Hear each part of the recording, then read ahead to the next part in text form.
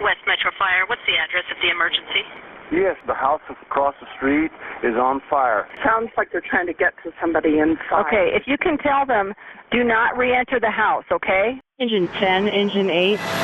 Call came in about 12:30 in the morning. All incoming units, this is a confirmed structure fire. There is a 5-year-old trapped inside of the building on the 2nd floor. As we come around the corner, tons of people in the neighborhood already out, and saw a significant working fire on the Charlie side or the back side of the house. Engine 10, go ahead. I got a 2-story medium-sized single family. Got a working fire on the Charlie side. Engine 10 is going to be in command. And immediately had Mom at the door of the engine before I could even finish giving my size up report. The house is filling with smoke. Okay, are you still inside? No, we are outside, but my daughter is inside. She expressed to me that she was on the 2nd floor in the the back corner bedroom of the house, as she described it, which for us would be the Bravo Charlie corner of the house. Tower 8's approaching. Engine 10, I'll give you 2 of my guys for search. My thoughts en route were to let him know that because we were so close, that I had Seth and Dave gearing up to be ready to step off the truck and ready to breathe air immediately to go inside and perform a search.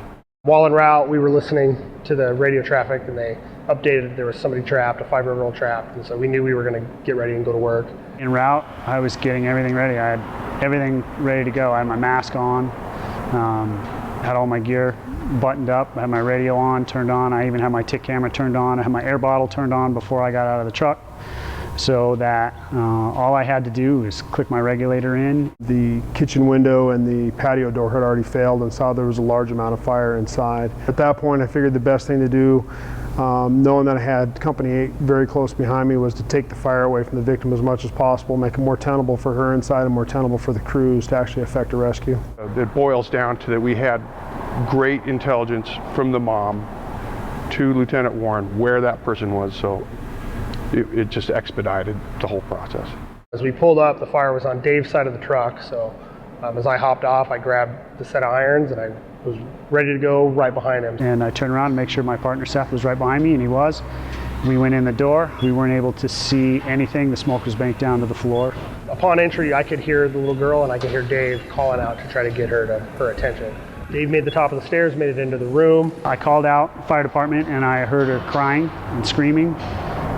So I was able to get right to her room really quick. Got to the door, I held the door, maintained my situational awareness, I knew Dave at the time was talking to the little girl, so his role was dealing with her, my role was getting us out. I was able to find her in the closet, and I said to her, "You got to come to me."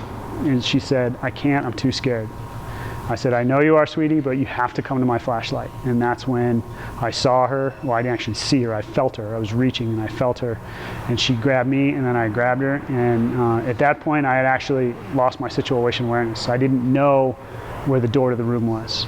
Luckily, I turned around, I looked over my shoulder, and Seth was standing in the doorway and he had his flashlight there, and he said, "This way, come right here." I knew at that point that once he was able to get her in his arms, that I'd be able to lead us out, and I knew exactly how to get out.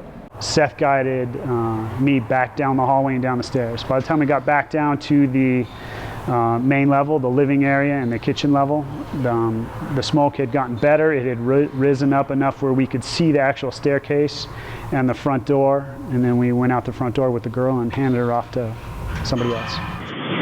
Sam on command. Go ahead. Victim's coming out front door.